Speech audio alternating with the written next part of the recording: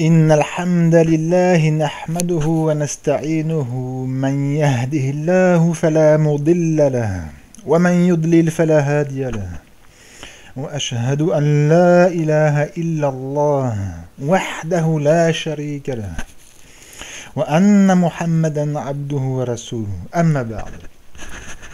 Ceci est le troisième cours dans le Tawhid sur le livre Al-Wajibatul Mutahattimatul Ma'rifata ala kulli muslimin wa muslima. Je m'excuse pour le cours de la dernière fois, à la fin du deuxième cours, pour des problèmes techniques à la fin, la doua de la fin a été coupée. Donc c'est pour ça que ça a pu vous paraître bizarre. C'est durant le montage, j'ai eu un problème.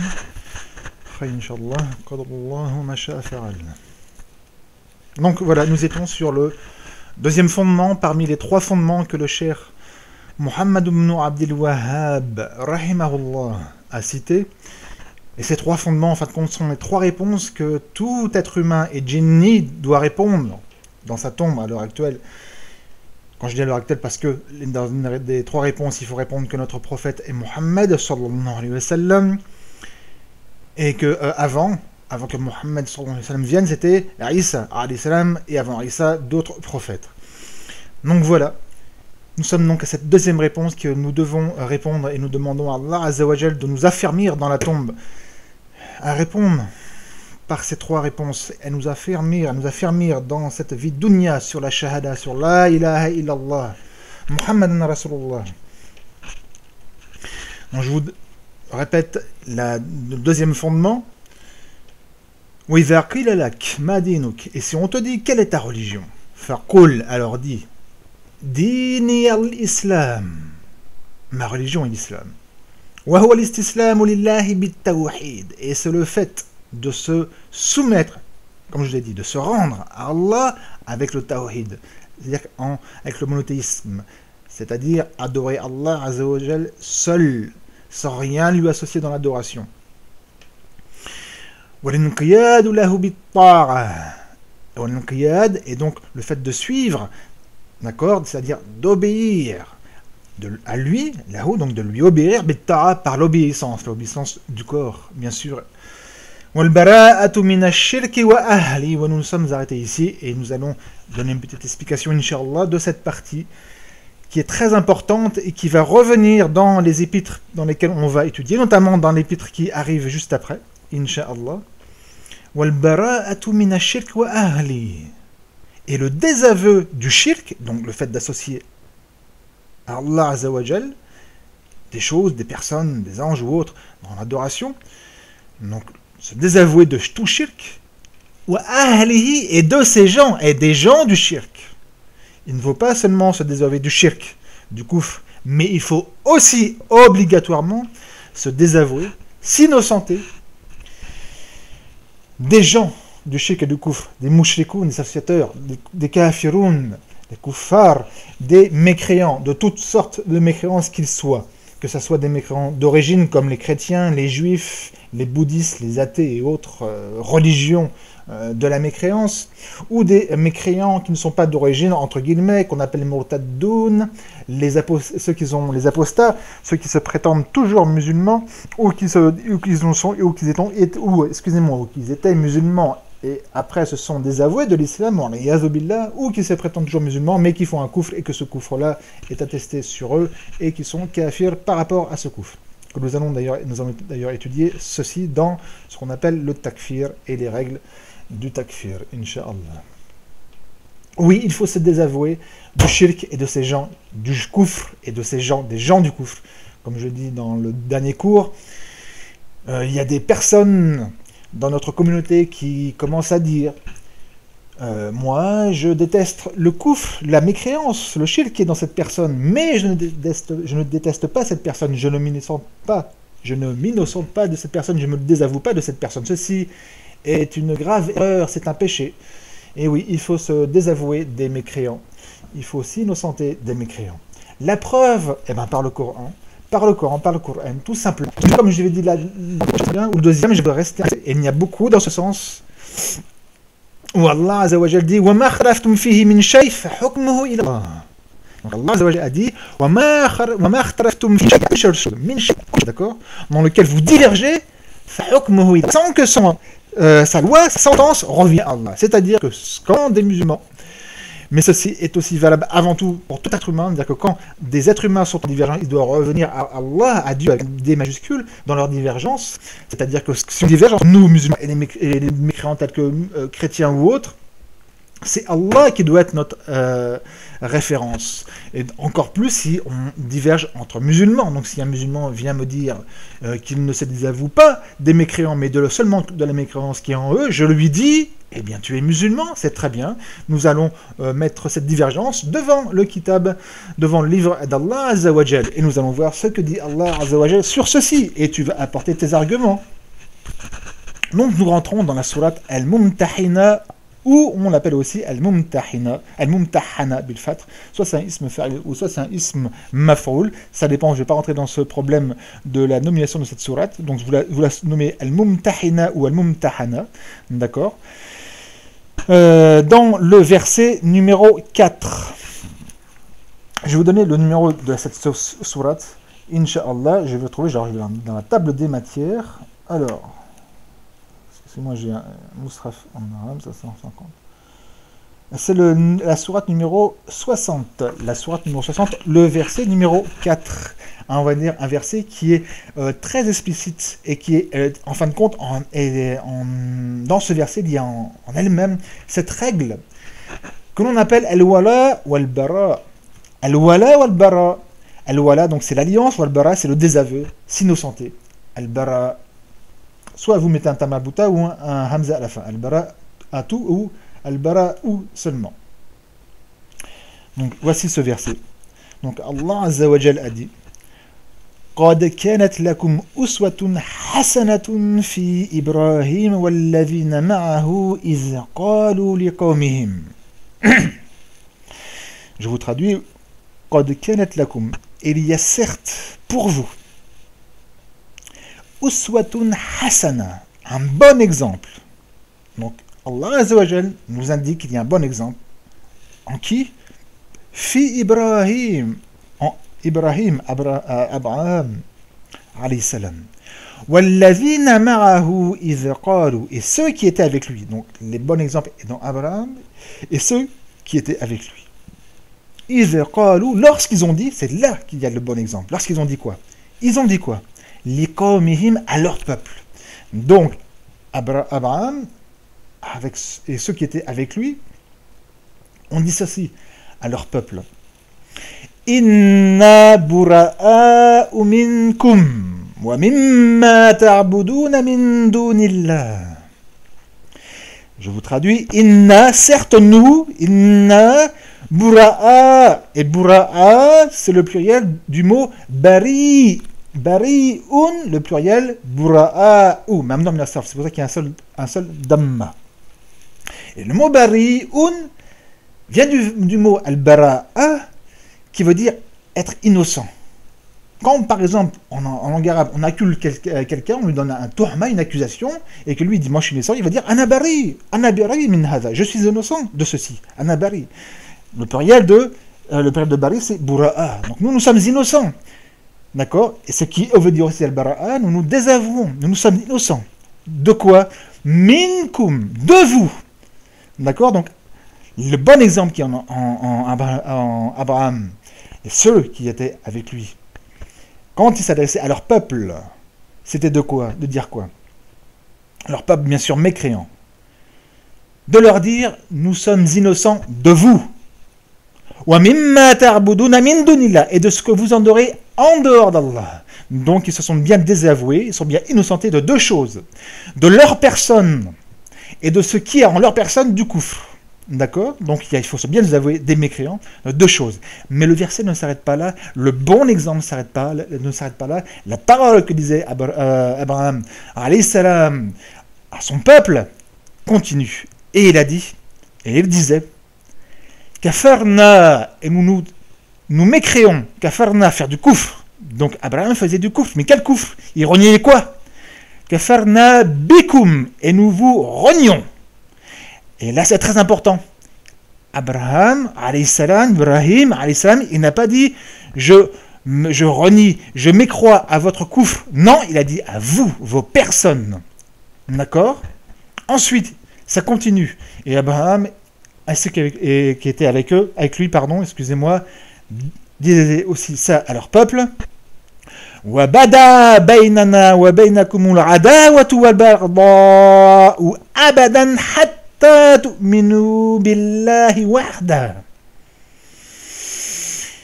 وَبَدَا et وَظَهَرَ et est apparu بَيْنَنَا وَبَيْنَكُمْ qui est apparu entre nous et vous, et entre nous les croyants et vous les mécréants. Al-adawa, l'animosité. Wal-barda, et la haine. Abadan hatta tu'minu billahi wahda. À tout jamais, abadan, à tout jamais. Hatta, jusqu'à ce que quoi? Tu'minu billahi wahda, jusqu'à ce que vous croyez en Allah seul. Donc vous aussi vous désavouez de tout ce qu'on adore en dehors d'Allah Azza wa Jal, que vous arrêtez votre koufr et votre shirk. Ceci est le bon exemple à avoir, qu'on a trouvé dans Abraham et ceux qui étaient avec lui. Il est clair et évident qu'il ne faut pas seulement se désavouer du koufr des mécréants, mais aussi des mécréants en eux-mêmes. Et leur déclarer ceci, leur déclarer que nous sommes innocents de ce qu'ils font comme koufr, que nous nous désavouons, que nous les renions, nous faisons du koufr envers eux, et comme c'est dit après, وَبَدَا بَيْنَنَا وَبَيْنَكُمْ الْعَدَاوَةُ وَالْبَغْضَاءُ أَبَدًا حَتَّى تُؤْمِنُوا بِاللَّهِ وَحْدَهُ. Et qui est apparu entre nous et entre vous, الْعَدَاوَةُ وَالْبَغْضَاءُ, l'animosité et la haine. Certains pourront dire, al-adawa ou al-barda, c'est la même chose. L'animosité et la haine, ce sont deux choses. Et là, il y a une chose qui est très importante. Comme le Cheikh Sardi, rahimahullah, a bien mis en évidence, en fin de compte, l'adawa ou al-barda, ce sont deux choses différentes. Ce n'est pas une attestation, ce n'est pas un renforcement de la haine. Non.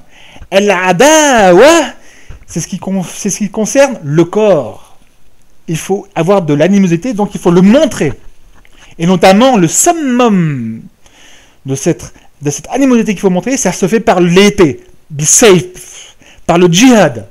Et avant le djihad, il y a la hijra, c'est-à-dire que par le corps, il faut se séparer de ces mécréants. Et il faut aller rejoindre les musulmans. Et nous allons en parler plus tard, Inch'Allah, avec des preuves. D'accord? Donc par le corps, il faut le montrer. Et ça englobe quoi aussi? La langue, par la langue, leur dire. Comme vous connaissez normalement toute cette surah qui s'appelle Surat al-Kafirun, la sourate des mécréants. Et donc, je vous signale, au cas où certains de vous ne le savent pas, dans le Coran, vous ne trouverez jamais Rayl Muslimin, les non-musulmans. C'est une invention de notre époque, ça, les non-musulmans. Il n'y a pas marqué dans le Coran, ni dans les hadiths du prophète, sallallahu alayhi wa sallam, ni des sahaba qui sont venus après, Rayl Muslimin, les non-musulmans. Il y a marqué mécréants. On ne dit pas aux mécréants non-musulmans. Comme on ne dit pas de nous, on est des non-mécréants. Est-ce qu'on dit que pour un musulman que c'est un non-mécréant? Non. Il y a des musulmans, il y a des mécréants. Seulement, à notre époque, certains ont peur de dire aux mécréants qu'ils sont mécréants, donc ils vont cacher la chose en disant « vous êtes des non-musulmans ». Ça passe mieux. Mais seulement voilà le problème. Allah Azza wa Jal a ordonné son prophète dans Surat al-Kafirun de dire « Qul » dit, c'est un ordre, donc c'était obligatoire le prophète sallallahu alayhi wa sallam qui dit ça à son peuple. « Ya ayyuhal kafirun » oh vous les mécréants. Il n'a pas ordonné Allah Azza wa Jal à son prophète de dire « Ya ayyuha ghayl muslimin » oh vous les non-musulmans. Il a dit « Ya ayyuhal kafirun » pour que ça tape dans leur cœur. D'accord? Et vous connaissez la fin de cette surah. Je reviens au verset auquel nous parlons maintenant, où Abraham, avec ceux qui étaient avec lui, on dit donc à leur peuple, وَبَدَا بَيْنَنَا وَبَيْنَكُمُ الْعَدَاوَةُ وَالْبَغْضَاءُ donc est apparu entre nous et entre vous, al-adawa, l'animosité, c'est-à-dire l'animosité qui va apparaître par le corps, par la parole, par les gestes, mais bien sûr sans être injuste. Attention, comme ceux qui payent la jizya, il n'y a pas à les frapper ni rien. Et le mot qui vient après dans le Coran, c'est wal-barda, et la haine. Al-barda, c'est quoi? C'est ce qu'il y a dans le cœur. Ça veut dire que dans le cœur, il faut les détester. Et par le corps, il faut concrétiser cette haine. Et voilà en quoi Allah Azza wa Jal a voulu, par ces deux mots, al-adawa wal-barda, al-adawa, par le corps, la haine, l'animosité par la haine, et le summum, c'est bien sûr le djihad, wal-barda, c'est le cœur, et ça, c'est le minimum qu'il faut avoir contre les mécréants. En tout moment, même si on est sous ikrah, même si on est sous contrainte, ils ne peuvent pas toucher le cœur. Al-barda. Abadan, à tout jamais, hatta, jusqu'à ce que quoi? Tu'minu billahi wahda, vous croyez en Allah seul. Ce verset, je vous incite à l'apprendre par cœur, car c'est la base du wal-bara. Et il est clair, il est très clair. Et c'est une réponse qui est très claire à ceux qui ont une shubha, une ambiguïté sur ceci envers les mécréants. D'accord? Nous continuons, Inch'Allah. Comme je vous l'ai dit, cette haine et cette animosité qu'on doit avoir contre les mécréants, qu'on doit déclarer aux mécréants, comme Abraham l'a déclaré à son peuple mécréant, et nous avons un très bon exemple en lui, dans cette parole, dans ce comportement, dans ce très bon comportement qui est, car certains croient que le bon comportement c'est seulement de sourire. Non, le bon comportement, cela dépend de la situation et des personnes en qui on est en face. Ça peut être la sourire comme ça peut être une animosité. Mais comme je l'ai dit, il ne faut pas être injuste. Et il y a certaines choses à savoir. Mais la base, c'est ça. La base, c'est qu'il faut avoir de l'animosité envers le mécréant et de la haine entre eux. Pourquoi? D'une, Allah Azza wa Jal nous l'a ordonné. De deux, comment aimer et comment prouver de la sympathie pour des gens qui sont en guerre envers Allah Azza wa Jal et qui, s'ils meurent sur la mécréance, Allah Azza wa Jal les enverra en enfer éternellement. Allah n'aime pas les mécréants. D'accord? Ceux qui ne croient pas ceci, il y a un verset, par exemple, قل إن كنتم تحبون الله فاتبعوني يحببكم الله يغفر لكم ذنوبكم والله غفور رحيم قل أطيعوا الله والرسول فإن تولوا فإن الله لا يحب الكافرين فإن الله, alors certes Allah لا يحب الكافرين, il n'aime pas les mécréants.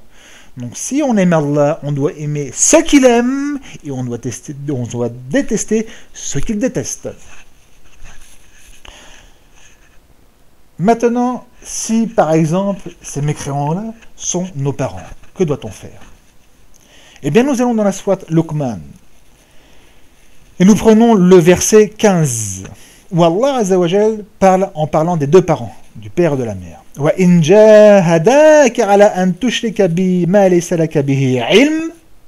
Et si ces deux-là, donc si le père et la mère font le djihad, jahadaka, font le djihad, donc te combattent, toi, à faire quoi? Ala an tushrika bi ma laysa laka bihi ilm. Donc ils te combattent à ce que tu m'associes, donc c'est Allah qui parle, à ce que tu m'associes, ce quoi tu n'as pas de connaissance. Alors qu'est-ce que tu dois faire? Tu dois cracher au visage de tes parents, tu dois les insulter, qu'est-ce que tu dois faire? Allah Azza wa Jalla a dit Fala tuti'huma, alors ne leur obéis pas. Ne leur obéis pas dans cette mécréance. Et après il dit Wa sahibhuma fid dunya ma'rufa, et accompagne-les dans cette dunya, dans cette vie d'ici-bas, ma'rufa, de bonne manière. D'accord? Donc, attention, les deux parents, même s'ils sont mécréants, il faut faire attention, il y a un bon comportement à avoir, un comportement spécifique notamment pour eux, même s'ils nous combattent dans notre religion, on ne doit pas leur obéir, donc on dit non, on ne veut pas du koufr. S'ils nous ordonnent à faire un péché qui est en dessous du koufr, pareil, on dit non, on ne fait pas ce péché, parce que l'obéissance d'Allah prédomine l'obéissance des parents, mais cela ne doit pas nous pousser à avoir des paroles injurieuses, insulteuses, ou même de froncer les sourcils devant eux ou autres. On doit toujours, dans cette dunya, les accompagner de bonne manière. D'accord? Même s'ils arrivent au point de nous combattre dans notre religion. Bien sûr, ça c'est bien spécifique, comme je vous dis, aux parents. Et il y a un très bon exemple, bien sûr, dans l'exemple du prophète Mohammed sallallahu alayhi wa sallam. Je vous, bien sûr, conseille de lire un livre au minimum sur la vie du prophète sallallahu alayhi wa sallam et comment il réagissait quand il était à la Mecque face aux mécréants, et ainsi à Médine. Et de sachez, comme par exemple, quand il était à la Mecque, il y avait un de ses oncles qui était Abu Talib, qui le protégeait, qui était toujours mécréant, qui le protégeait, et qui protégeait lui, et notamment sa darwa, son prêche. Et le prophète, sallallahu alayhi wa sallam, ne se comportait vraiment très bien envers lui, et d'ailleurs, quand il est mort sur la mécréance, ça lui a fait beaucoup de peine, contrairement à un autre oncle, Abu Lahab, qui est mort, et que lui, par exemple, il avait de la haine contre lui, parce qu'il était un ennemi déclaré de l'islam. Donc, les mécréants, suivant ce qu'ils sont, cette haine qu'on a envers eux, et notamment cette animosité, il faut faire attention comment la concrétiser. On ne la concrétise pas n'importe comment. D'accord ? Je vous signale par exemple que dans un État islamique, dans un État musulman, là où la charia est appliquée, par exemple, on va dire un chrétien ou même un juif, un chrétien et un juif qui sont partis de Ahl-Kitab, donc des gens de la Bible, si ils sont, on va dire, citoyens, s'ils sont habitants dans ce pays, ils payent ce qu'on appelle la jizya, d'accord, la capitation, on traduit généralement par le mot la capitation, la jizya, et leur sang et leurs biens deviennent haram, deviennent interdits, comme pour les musulmans. Et comme on apprend dans le fiqh, quand un musulman vole quelque chose à un mécréant, écoutez bien, à un mécréant qui paye la jizya, donc, d'accord, et donc ce qu'on appelle en termes fiqh, il est zimmi, eh bien, il va se faire couper la main. Ce musulman va se faire couper la main parce qu'il a volé un bien, de l'argent, à un mécréant. D'accord, même si c'est un juif, du moment qu'il paye la jizya.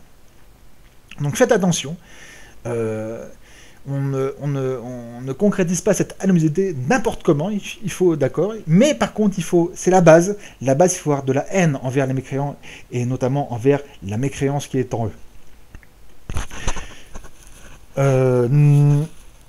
Je peux aussi je ne vais pas m'attarder sur ceci, il y a beaucoup de choses à dire, notamment, comment dirais-je, des exemples, notamment où il ne faut pas déclarer cette animosité dans le sens, il ne faut pas faire du mal aux mécréants, comme par exemple, vous savez qu'il est autorisé aux musulmans, dans certaines conditions, donc je ne vais pas rentrer dans les conditions autres, mais il est autorisé de se marier avec une chrétienne ou une juive. Donc vous entendez bien, une chrétienne ou une juive, de se marier. Or, si jamais le musulman se marie avec une chrétienne ou une juive, est-ce que ce musulman, comment va-t-il se comporter avec sa femme ? Alors que la femme, elle est faite pour trouver dedans mahabba, un amour, comme c'est dans le Coran, d'accord ? Donc là aussi, quand on est marié avec une juive ou une chrétienne, on ne se comporte pas avec elle de manière injuste, d'accord ? Il y a un amour qui va, ne serait-ce que naturellement, venir dans ce foyer, mais c'est très difficile aussi, surtout si la mécréante, chrétienne ou juive soit-elle, à une certaine réticence envers l'islam. Bien sûr, c'est interdit, c'est totalement interdit de l'astreindre à l'islam. Le mari peut l'appeler, peut lui démontrer par le Coran et autres, mais en aucun cas il a le droit de la forcer, de la contraindre, de faire pression sur elle pour qu'elle rentre dans l'islam. Nous continuons et nous prenons maintenant, Inch'Allah, le troisième fondement, des trois fondements, des trois bases, et qui sont en fin de compte les trois réponses à avoir dans la tombe, qu'Allah Azza wa Jal nous affermisse dans la tombe à bien répondre par ces trois questions. Donc voilà ce qu'a dit le cheikh Muhammad ibn Abdul Wahhab rahimahullah. Et si on te dit, qui est ton prophète? Faqul, alors dis, Muhammad ibn Abdullah ibn Abdul Muttalib ibn Hashim.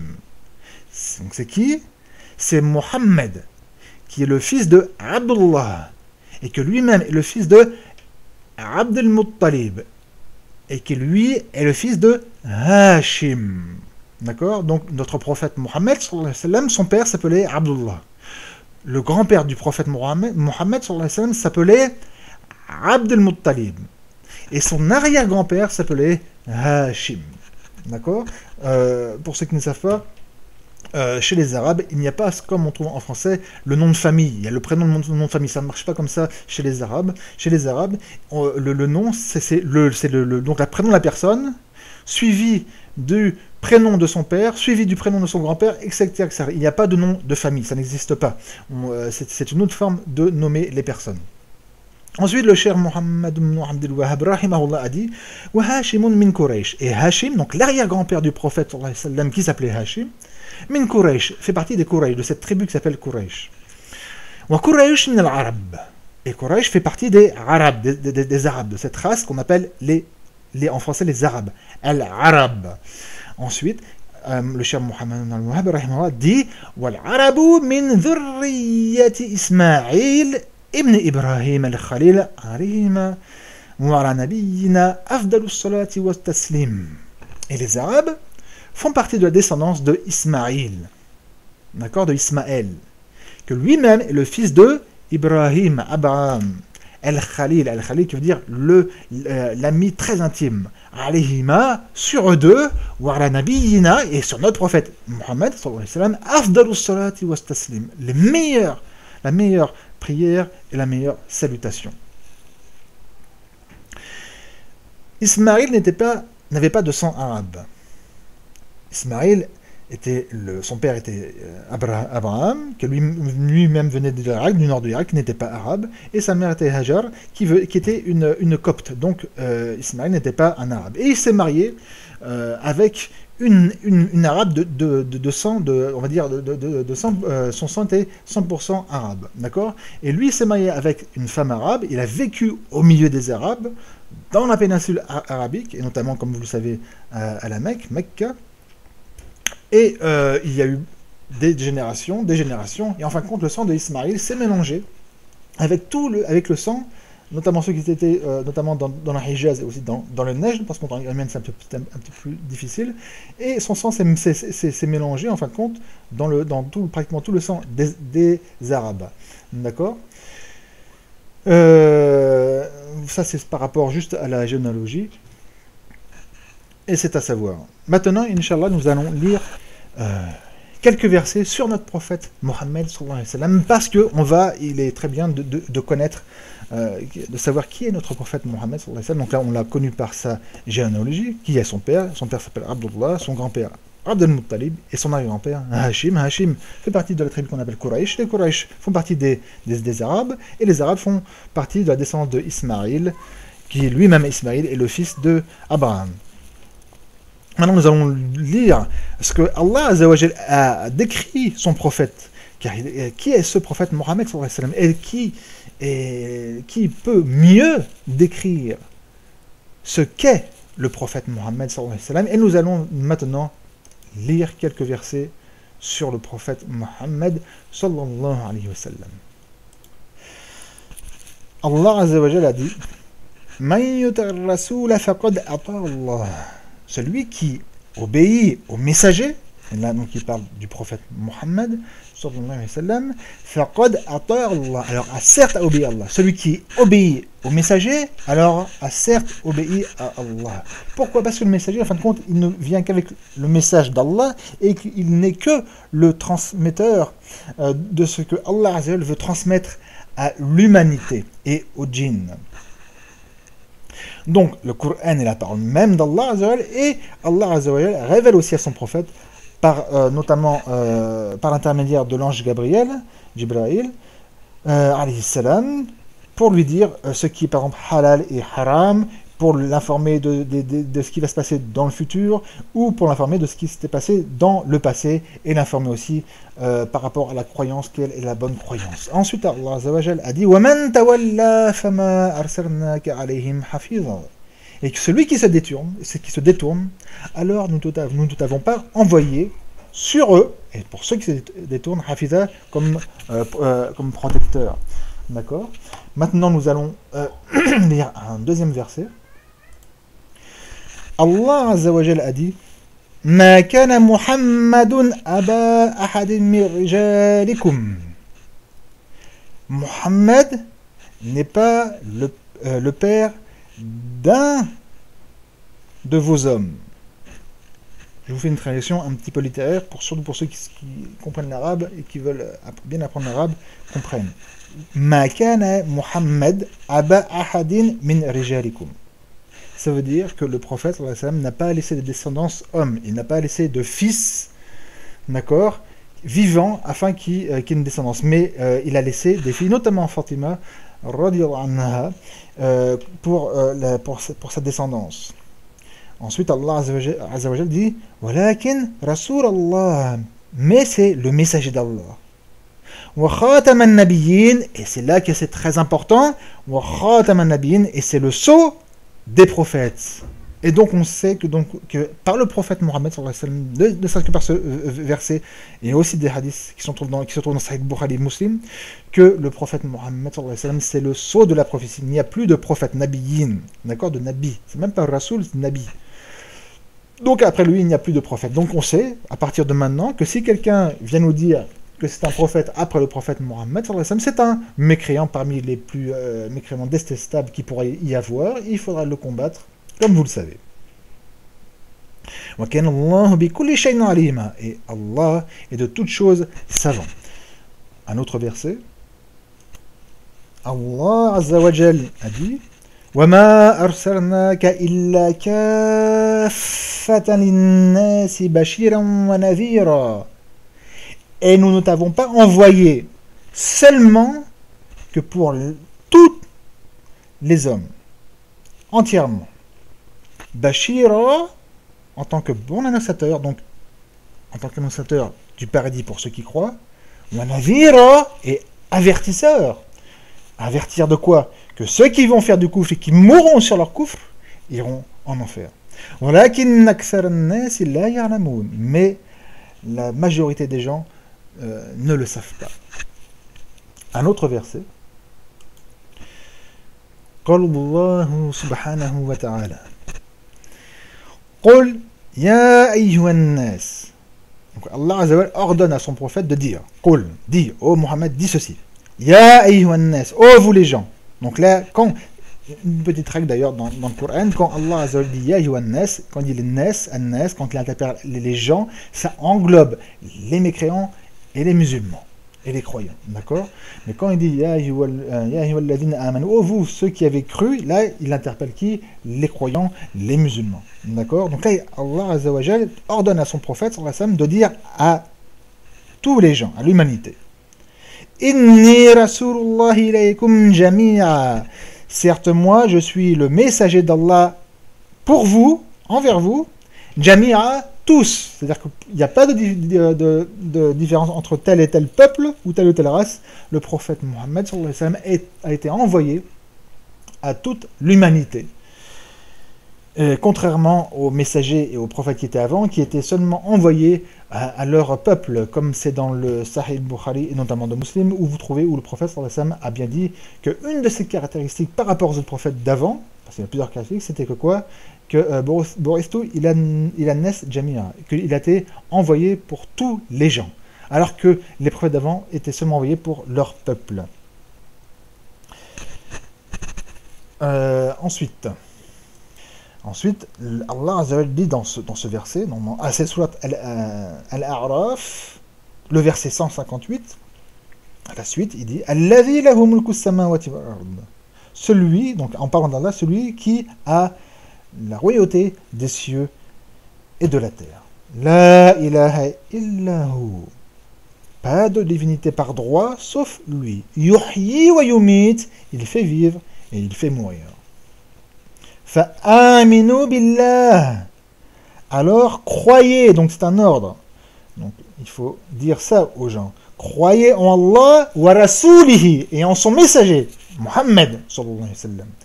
An-Nabi al-Ummi, le prophète illettré, c'est-à-dire qu'il ne savait pas lire, mais qu'il avait de la connaissance, beaucoup de connaissances, mais qu'il n'avait pas appris à lire et à écrire. Alladhi yu'minu billah, celui qui croit en Allah, wa kalimatihi, et en ses paroles. Fattabi'uhu, alors suivez suivez le prophète Mohammed sallallahu alayhi wa sallam, la'allakum tahtadun. Il se peut que vous serez bien guidés. Donc ça veut dire qu'il implique que ce qui était avant, le fait de suivre le prophète, c'est une cause pour qu'on soit bien guidé. D'ailleurs, dans un verset, Allah nous donne, comme c'est bien ici, d'une manière assez explicite, que ceux qui veulent sortir la huda, la guider, parce que beaucoup parmi les musulmans disent je me sens mal, je ne sais pas comment être guidé, comment on fait pour avoir la guidée? C'est très simple. Allah a dit وَأَطِيعُوهُ تَهْتَدُوا. C'est tout. Et obéissez-lui, et obéissez-le, vous serez bien guidé. Voilà. Donc, obéissez au prophète, sallallahu alayhi wa sallam, et vous aurez la guidée. C'est aussi simple que ça. Plus vous écartez de suivre le prophète, sallallahu alayhi wa sallam, notamment dans ses ordres, d'accord, et dans ses interdits, eh bien, vous aurez un problème avec la guidée, et vous vous en tirez mal dans cette dunya par rapport à votre religion qui est l'islam. Voici un autre verset qui est dans Surat Al-Kahf, la sourate de la caverne. C'est le dernier verset de cette sourate, qui est le verset numéro 110. Allah Azza wa Jal a dit Qul, dit, donc il interpelle son prophète Mohammed sallallahu alayhi wa sallam, et il leur donne de dire ceci donc aux gens. Qul, dit Innama ana basharun mislukum. Moi je ne suis que quoi? Innama, c'est comme on dit en arabe, adatul hasr. C'est une particule de restriction, ça veut dire ce n'est que ceci. Innama ana basharun mislukum. Moi je ne suis qu'un être humain comme vous. Donc ceux parmi les soufis qui disent que le prophète Mohammed sallallahu alayhi wa sallam, il a quelque part en lui de la lumière d'Allah, etc., ce sont des égarés. D'accord? Et certains vont jusque dans du kufr dans ceci. Le prophète Mohammed sallallahu alayhi wa sallam, c'est un être humain comme nous. D'accord? Il a eu un père, il a eu une mère, il est mort, il est tombé malade, etc. Il mangeait, et notamment il allait faire ses besoins. D'ailleurs, il nous a expliqué aussi comment on fait ses besoins, comment faire, comment on étudie dans le fiqh, etc. Ensuite, dans le verset, il y a marqué Yuha ilayya annama ilahukum ilahun wahid. On me révèle que votre divinité n'est seulement qu'une seule divinité. Ça veut dire qu'il n'y a pas d'adoration, de divination à faire autre qu'Allah Azza wa Jal. Faman kana yarju liqa'a rabbih, alors celui qui espère la rencontre de son Seigneur, qu'est-ce qu'il fait? Falyamal amalan saliha, alors qu'il fasse une bonne action. Et c'est-à-dire la bonne action, une action qui soit conforme à la législation d'Allah Azza wa Jal. Donc, il ne fasse pas de bid'a. Wala yushrik bi'ibadati rabbih ahada, et qu'il ne fasse pas de shirk, d'association, dans l'adoration de son Seigneur. Ahadan, rien, de personne. Donc, qu'il n'associe personne à Allah dans son adoration. Et ceci, comme vous trouvez dans le tafsir de ce verset, et dans le livre aussi de l'Aqidah, ceci englobe le grand shirk, le petit shirk. Pour que la bonne action soit acceptée, pour qu'une action soit acceptée, il faut deux règles, il faut deux bases, deux conditions. La première condition, qui est venue ici à la fin du verset, c'est que cette action soit pour Allah Azza wa Jal seul, sans associer rien, même si c'est le petit shirk. On va l'apprendre, Inch'Allah, dans le tirissal qu'on va étudier en détail, le petit shirk. C'est notamment ce qu'on appelle al-riya, l'ostentation, le fait de faire voir quelqu'un qui va dans la mosquée, qui prie pour se faire voir des gens. Cette action, même bien qu'elle soit légiférée, la prière légiférée, eh bien cette action n'est pas acceptée d'Allah Azza wa Jal, mais elle est renvoyée à cette personne, et ça sera une cause pour lui de rentrer en enfer, sauf si Allah Azza wa Jal le pardonne parce que ce n'est pas un grand kufr.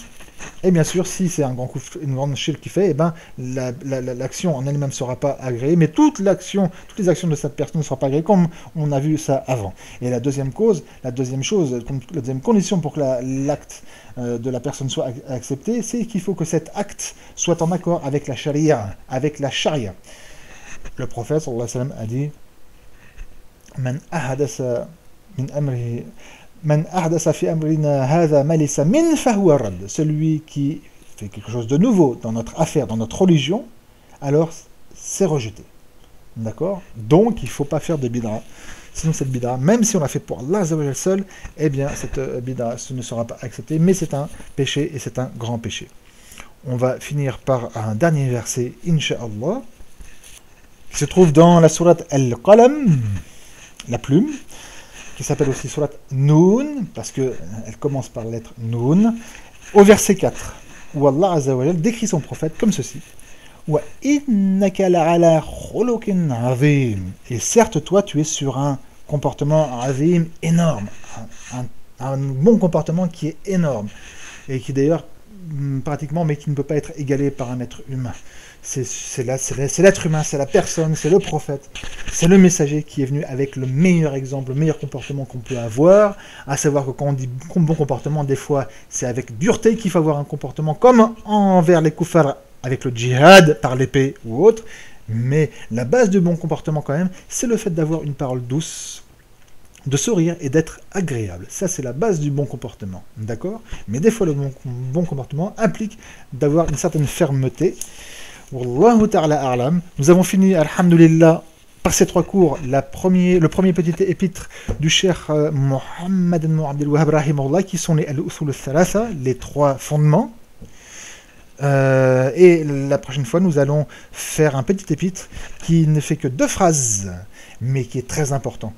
Et qui est vraiment, on peut dire, l'essence même de la dawa du cheikh Mohammed ibn Abdel Wahhab rahimahullah, mais qui est l'essence même de l'islam et de la dawa du prophète Mohammed sallallahu alayhi wa sallam, et qui s'appelle Asluddin wa qa'idatuhu amran. La base de la religion et sa règle sont 2 choses. Donc, et ces 2 choses, ce sont 2 phrases. Et subhanallah, ces deux phrases contiennent énormément de choses constructives pour nous. Je vous remercie. Barakallahu fikum. Subhanakallahumma wa bihamdi. La ilaha illa ant. Astaghfirullah wa atubu ilayh.